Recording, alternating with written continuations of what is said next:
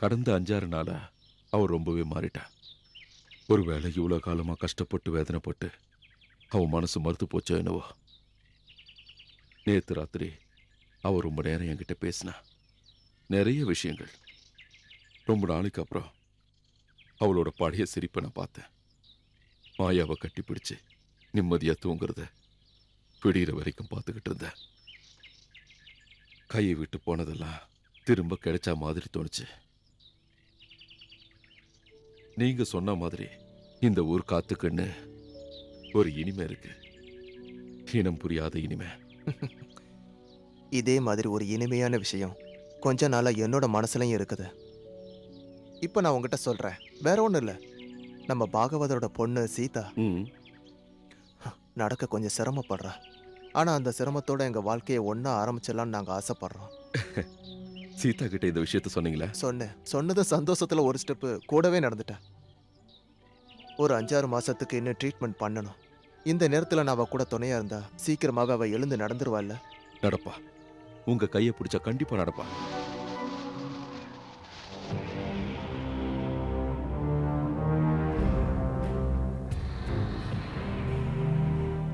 மறுபடியும் அந்த காட்டு மாடம் வெளியே வந்துட்டான் சார். ரொம்ப கோவமா இருப்பான்னு தோணுது. இருக்கிற பெஞ்சு எல்லாத்தையும் அடிச்சு நொறுக்கி போட்டுட்டான். என் ஆபீஸ் ரூமே அடிச்சு நொறுக்கிட்டான் சார். இப்படியே போனா இனிமே பழைய குருகுல வாழ்க்கைக்கு போக வேண்டியதுதான். பெஞ்சு வேண்டாம், டெஸ்க் வேண்டாம், மரத்தடி போதும். அவன் பழிவாங்க தான் அப்படி பண்ணிருக்கான். எல்லாரும் சேர்ந்து அவனை பிடிச்சு கொடுத்துருக்கோம்ல. இப்ப என்ன செய்யலாம்? அது தெரியாம தான் நிக்கிறோம். இன்னொரு வாட்டி வலை போட்டு பிடிக்கலான்னா அவன் எங்க சாராயம் குடிச்சிட்டு படுத்திருப்பான்னு நமக்கு எப்படி சார் தெரியும்? ஒரு தடவை அவன் ஏமாந்துட்டாங்கிறதுக்காக இனிமே என்னால் நம்ம கிட்ட ஏமாறுவானா என்ன? இனிமே அவன் அடிச்சு உடைக்க போறது நம்ம விடாதான் இருக்கும். அவன் நம்மள என்ன வேணாலும் செஞ்சுக்கிட்டோம். நம்மள நம்பி படிக்க வர குழந்தைங்க என்ன தப்பு பண்ணாங்க? இனிமே இதை நம்மளால சமாளிக்க முடியும்னு தோணல. பஞ்சாயத்து ஸ்கூல் தானே, பிரசிடென்ட் லீலாவதியை பார்த்து விவரத்தை சொல்லுவோம். என்ன ஏதுன்னு அவங்க தீர்மானிக்கட்டும். ஆ, என்ன ஹெட் மாஸ்டர் சார், நாங்க எங்க உட்காரணும்? நான் என்ன சொல்றது, எல்லா இடத்தையும் காட்டு மாக்காம் போட்டு உடைச்சிட்டான். நீங்க எங்க வேணாலும் போய் உட்காருங்க. பஞ்சாயத்து தலையிட்டு ஒரு முடிவெடுக்கலன்னா அந்த காட்டு மாடாங்கிற ரவுடி ஸ்கூல் மொத்தத்தையும் அழிச்சிருவான். நீங்க தானே பஞ்சாயத்து பிரசிடென்ட், நீங்க தான் இதுக்கு ஒரு நல்ல முடிவெடுக்கணும். எனக்கு கராத்தே தெரியாது. நான் ஒரு பொண்ணு. அவன மாதிரி ஒரு தடிமாடு கிட்ட நேரடியா நின்னு பேச கூட எனக்கு தைரியம் கிடையாது. பிரசிடென்ட் நேரா போய் காட்டு மாடங்கிட்ட சண்டை போடுங்கன்னு ஹெட்மாஸ்டர் சொல்லல. உங்களால இந்த பிரச்சனைக்கு என்ன முடிவெடுக்க முடியும் தான் அவர் கேக்குறாரு. சரி, இந்த விஷயத்தை இன்னும் நீங்க ஏன் போலீஸ்ல சொல்லல? எங்க இருக்கு போலீஸ் ஸ்டேஷன்? அந்த சந்தைக்கு அந்த பக்கம் இருக்கிறதானே. அங்க போலீஸ்னு சொல்லிக்க ஒரே ஒரு எஸ்ஐ இருக்காரு. அவனை போலீஸ் நம்பி அவங்கிட்ட சொல்றதுல எந்த ஒரு பிரயோஜனமும் இல்ல. நீங்க இங்க ஏயுவா இருக்கீங்க.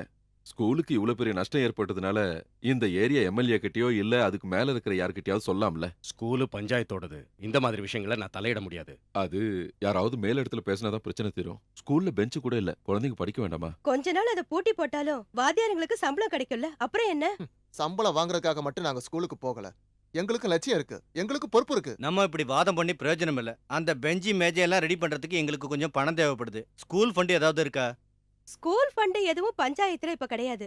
மத்த ஏதாவது ஃபண்ட்ல இருந்து தான் எடுத்தாகணும். மேடம், வேற ஏதாவது ஃபண்ட்ல பணம் இருக்கா? எந்த ஃபண்ட்லயும் பணம் கிடையாது. அப்புறம் எதுக்கு இந்த ஃபண்ட்? ம்? பெஞ்சு சேரெல்லாம் நான் தர்றேன். ஆனா அந்த காட்டு மாடை அடிச்சு நொறுக்காம பார்க்க வேண்டியது உங்க பொறுப்பு. அத பாத்துக்கலாம். சார் சொன்ன மாதிரி நம்ம எல்லாம் சேர்ந்து எம்எல்ஏ போய் பார்க்கலாம். இப்போதைக்கு அதான் வழி. இன்னில இருந்து ஒரு வாரத்துக்கு நான் ஸ்கூலுக்கு வர மாட்டேன். ஏன்? என் பொண்ணு பிரசவத்துக்காக எங்க வீட்டுக்கு வரா. அவ டெலிவரி முடியற வரைக்கும் நான் எங்கேயுமே வர முடியாது. அப்படின்னா நம்ம எல்லாம் சேர்ந்து காட்டு மாடாங்கிட்ட போய் சொல்லுவோம். இது பிரசவ கேஸாச்சே, அவன் கொஞ்சம் இறக்கம் காட்டுவான். என்ன சொல்றீங்க? ஆமா. ம். தேவையில்லாம நம்ம அலைஞ்சதுதான் மிச்சம். இந்த பஞ்சாயத்து பிரசிடென்டும் ஏஇஓவும் நம்பி எந்த பிரயோஜனமும் இல்ல. அவங்களுக்கு இதெல்லாம் தேவையில்லாத விஷயம். எல்லாரும் அவன மாதிரியே காட்டு மாடம் தான் சார். நாசம் பண்ணத்தான் தெரியுமே தவிர எதையுமே நல்லபடியா கொண்டு வரணும்னு தோணல. அதுக்காக நம்மளும் கை கழுவ முடியுமா?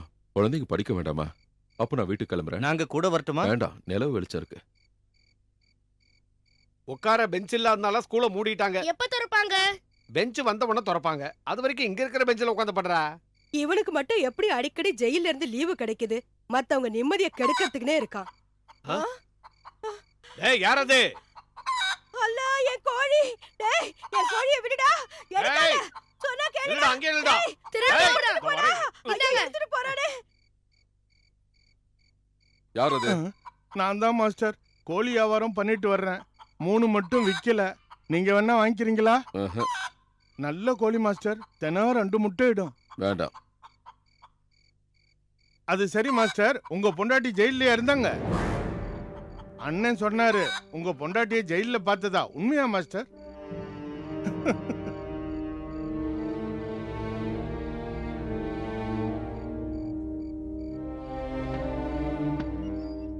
என்ன இவ்ளோ லேட்டா வரீங்க? குழந்தை இவ்வளவு நேரம் காத்திருந்து இப்பதான் தூங்கினா. ஒரு காட்டு மாடனை பத்தி சொல்லியிருந்தேன்ல, அவன் திரும்பவும் வந்திருக்கான். அவனை புடிச்சு கொடுத்ததுக்கு பழி வாங்க ஸ்கூல் பெஞ்சை எல்லாம் போட்டு உடைச்சிட்டான். அதனால பஞ்சாயத்து பிரசிடென்ட் பார்க்க போனோம். உங்க மேல அவனுக்கு கோவம் தானே? ஏதாவது தொல்லை பண்ண வருவானா? பிரியா, நான் ஒன்னும் தனியா போல, எல்லா வாத்தியாரும் சேர்ந்து தான் போனோம். இருந்தாலும் இந்த மாதிரி ஆளுங்க எதை செய்யவும் தயங்க மாட்டாங்க. கொஞ்சம் கவனமா இருங்க. அது இருக்கட்டும், ஒன்னு அந்த ஆளு ஜெயில பார்த்திருக்கான். அதே ஜெயில தான் அந்த ஆளும் ஆம்பளைங்க செல்ல இருந்திருக்கான். இனி எல்லாருக்கும் தெரிஞ்சிடும். அவன் எல்லார்கிட்டயும் சொல்லிடுவான். இப்பதான் கொஞ்சம் நிம்மதியா இருந்தோம்.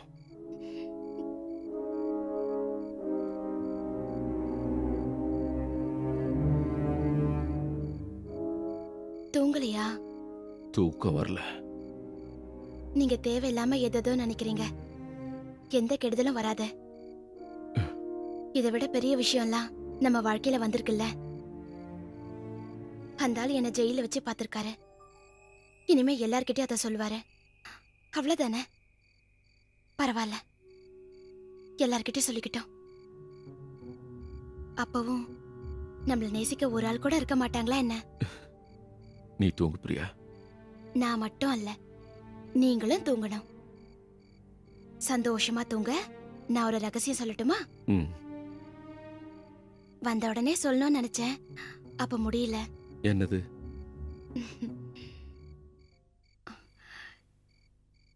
இன்னொருத்தர் வரப்போறாங்க. யாரு?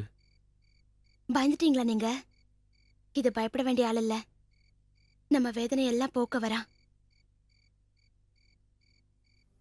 கண்ணு, நம்ம கண்ணு. அவன் திரும்பவும் நம்ம கிட்டே வரான். அது கண்ணனே தான். அவனை நமக்கு கடவுள் திருப்பி தராரு. இத மாயா கேள்விப்பட்டா ரொம்ப சந்தோஷப்படுவா இல்லங்க? ம்.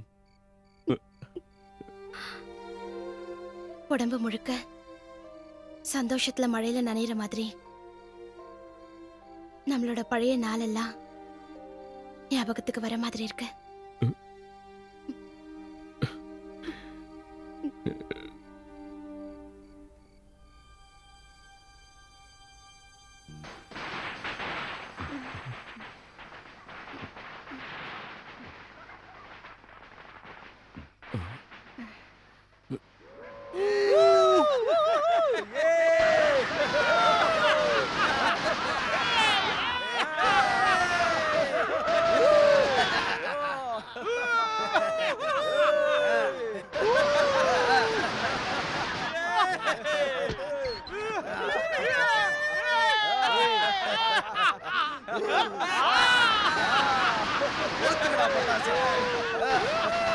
என்ன சார் சத்தம்? இது அவனுங்க தான். இவனுங்க நைட்டு தூங்க மாட்டானுங்களா? சார், பொதுவா பகல்ல வேலை செஞ்சு ராத்திரி படுத்து தூங்குறவங்கள தான் மனுஷன்னு சொல்லுவாங்க. பகல்ல தூங்கிட்டு ராத்திரி இப்படி அலைஞ்சு திரிஞ்சுக்கிட்டு இருக்கத பிசாசுன்னு சொல்லுவாங்க. அப்படின்னா நம்ம தூங்கலாம். என்ன சார், ஒரு விஷயம் கேள்விப்பட்டேன். உங்கள் வீட்டுக்காரம்மா ஆஸ்பத்திரியில் இருக்கல, ஏதோ கொலை கேஸில் மாட்டி சென்ட்ரல் ஜெயிலில் இருந்தாங்களா? அந்த காட்டு மாடை அங்கே வச்சு அவங்கள பார்த்துருக்கானா? அந்த மாடானோடைய சிஷ்யம் என்கிட்ட சொன்னான். நாங்கள் அதை நம்பலை. அவன் எங்கே உண்மையை பேச போகிறேன்?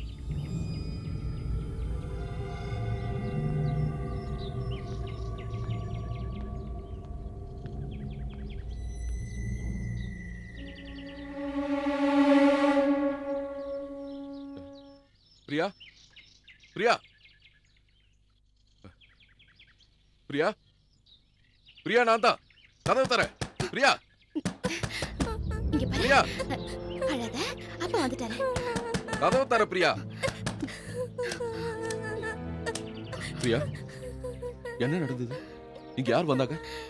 நான் பார்க்கலங்க. நான் குளிச்சிட்டு இருந்தேன். மாயா வெளியில விளையாடிக்கிட்டு இருந்தா. நான் வந்து பார்க்கும்போது அவ பயந்து ஒரு மூலையில நின்னுட்டு இருந்தா. கொஞ்ச நேரம் அவளால ஒரு வார்த்தை கூட பேச முடியல. வந்தது யாரு? எனக்கு தெரியாதுங்க.